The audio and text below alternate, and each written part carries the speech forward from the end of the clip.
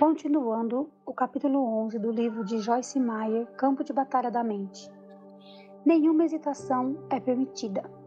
Se, porém, algum de vós necessita de sabedoria, peça a Deus, que a todos dá liberalmente, nada lhe impropera, e ser-lhe é concedido. Porém, peça-a com fé e nada duvidando, pois o que duvida é semelhante à onda do mar, impelida e agitada pelo vento. Não suponha esse homem que alcançará no Senhor alguma coisa. Tiago 1, 5, 7. Meu pastor Rick Shelton conta uma história sobre como ficou confuso tentando decidir o que fazer quando ele se formou no seminário bíblico.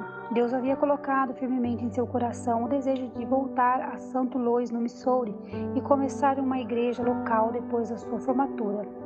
O que ele pretendia fazer. Entretanto, quando chegou a hora de ir, ele tinha aproximadamente $50 no bolso, uma esposa, uma criança e outra a caminho. Obviamente, suas circunstâncias não eram muito boas. Em meio ao processo de tomar uma decisão, ele recebeu 2 ótimas ofertas para trabalhar com o grupo de outros ministérios, grande e bem estabelecido. Seu salário teria sido bom. As oportunidades ministeriais eram atrativas e, se nada mais houvesse, apenas a honra de trabalhar para qualquer desses ministérios teria animado seu ego. Quanto mais ele pensava, mais confuso ele ficava. Parece que o Senhor Dúvida o estava visitando, não é? No momento ele sabia o que queria fazer e agora ele estava hesitando entre as opções. Como suas circunstâncias não favoreciam sua volta a St. Louis, ele estava tentando aceitar uma das outras ofertas, mas não conseguia se sentir em paz em qualquer uma das direções. Finalmente, ele pediu conselho a um dos pastores que lhe havia oferecido um emprego, e o homem sabiamente disse: vá para algum lugar, fique quieto e desligue a cabeça. Faça o que está em seu coração. Quando ele seguiu o seu conselho do pastor, descobriu rapidamente em seu coração estava a igreja em St. Louis. Ele não sabia como poderia fazê-lo com o que tinha em mãos, mas ele seguiu em frente obedientemente. E os resultados foram maravilhosos. Hoje, Rick Shelton é o fundador e o pastor principal do Life Christian Center em St. Louis, Missouri. Atualmente, a Life Christian Center é uma igreja de aproximadamente 3 mil membros com alcance mundial. Milhares de vidas têm sido abençoadas e transformadas ao longo dos anos por meio desse ministério. Fui pastora lá adjunta, lá por 5 anos, e meu ministério Life in the World nasceu durante esse tempo.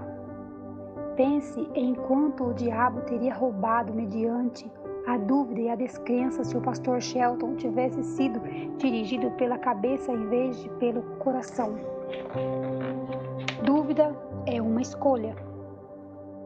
Cedo de manhã, ao voltar para a cidade, teve fome e vendo uma figueira à beira do caminho, aproximou-se dela e, não tendo achado senão folhas, sabendo que na figueira os frutos aparecem ao mesmo tempo que as folhas, disse-lhe: nunca mais nasça fruto de ti. E a figueira secou imediatamente. Vendo isto, os discípulos admiraram-se e exclamaram: como secou depressa a figueira?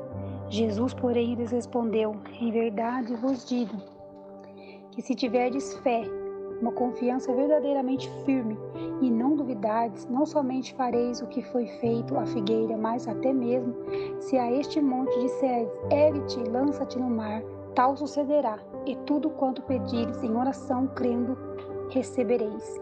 Mateus 21, 18, 22. Quando seus discípulos se maravilharam e perguntaram a Jesus como ele era capaz de destruir a figueira, com uma palavra apenas e em essência, ele lhes disse: se vocês tiverem fé e não duvidarem, vocês podem fazer a mesma coisa que fiz a figueira, e outras obras maiores farão. João 14, 12. Nós já estabelecemos que a fé é o dom de Deus. Então sabemos que temos fé. Romanos 12, 3. Mas a dúvida é uma escolha.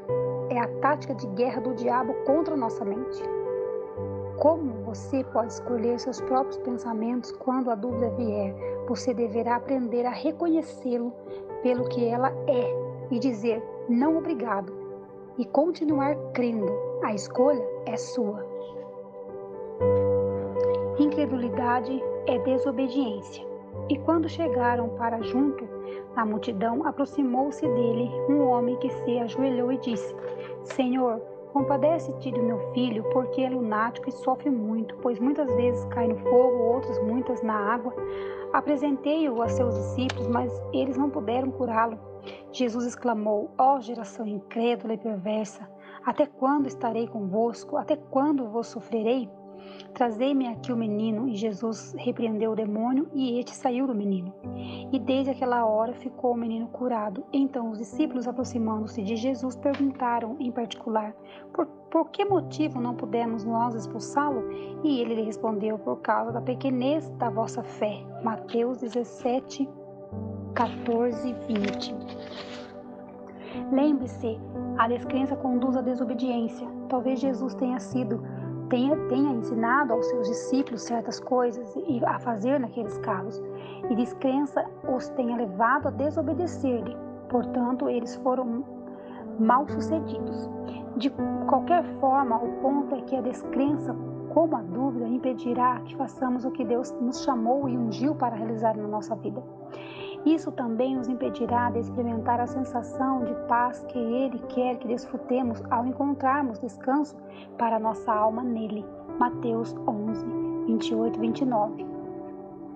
O descanso sabático. Esforcemo-nos, sejamos zelosos e nos empenhemos, pois por entrar naquele descanso de Deus para conhecê-lo e experimentarmos por nós mesmos, a fim de que ninguém caia nem pereça, segundo o mesmo exemplo de descrença, desobediência, na qual caíram os que estavam no deserto.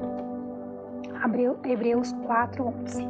Se você ler todo o capítulo 4 da carta aos Hebreus, verá que ele está falando sobre um repouso sabático que está à disposição do povo de Deus. Debaixo da antiga aliança, o sábado era observado como um dia de repouso. Debaixo da nova aliança, esse descanso sabático aqui referido é um lugar de descanso espiritual. É um privilégio de cada crente recusar, preocupar-se ou ter ansiedade. Como crentes, podemos entrar no descanso de Deus. Uma observação cuidadosa de Hebreus 4:11 revela que só entraremos naquele descanso crendo e seremos privados dele pela desobediência e pela descrença. A desobediência nos manterá em um viver desértico, mas Jesus providenciou um lugar permanente de descanso que pode ser habitado apenas se vivermos pela fé, vivendo de fé em fé. Visto que a justiça de Deus se revela no Evangelho de fé em fé, como está escrito, o justo viverá por fé. Romanos 1:17. Lembro-me de um incidente que pode ilustrar esse ponto com muita clareza. Certa noite estava andando pela minha casa, tentando fazer alguns serviços domésticos e estava muito infeliz. Não tinha nenhuma alegria, não havia paz no meu coração. Ficava perguntando ao Senhor: o que está errado comigo?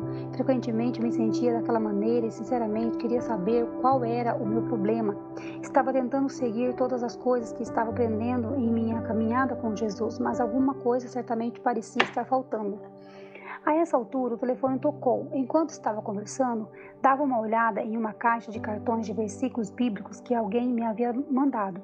Na verdade, eu não estava olhando para nenhum deles, apenas mexendo neles enquanto estava ao telefone.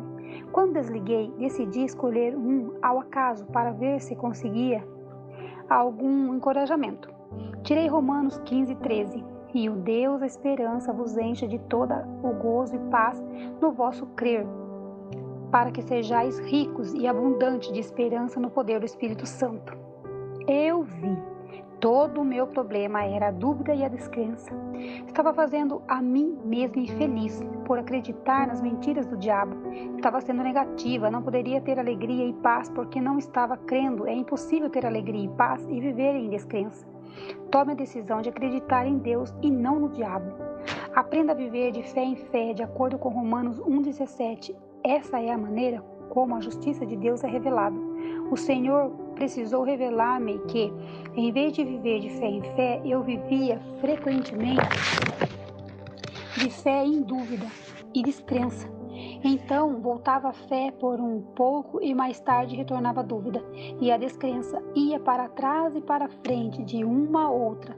Por isso estava tendo tanto problema e infelicidade em minha vida. Lembre-se de acordo com Tiago 1:7-8, o homem de ânimo dobre é instável em todos os seus caminhos e jamais recebe o que ele quer do Senhor. Decida que você não será de ânimo dobre, não viva na dúvida. Deus tem uma grande vida planejada para você. Não permita que o diabo a roube com mentiras e, em vez disso, refutai argumentos e teorias e racionalismo e toda altivez que se levante contra o verdadeiro conhecimento de Deus, levando cativo todo pensamento e propósito à obediência de Cristo, o Messias, o ungido, segundo Coríntios 10:5.